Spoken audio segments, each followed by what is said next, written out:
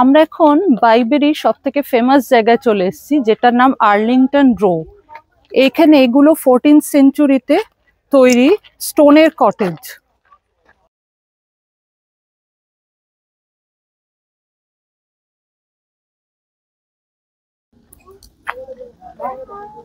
Nine Arlington rho, এই বাড়িটা ভীষণ সুন্দর, দেখো।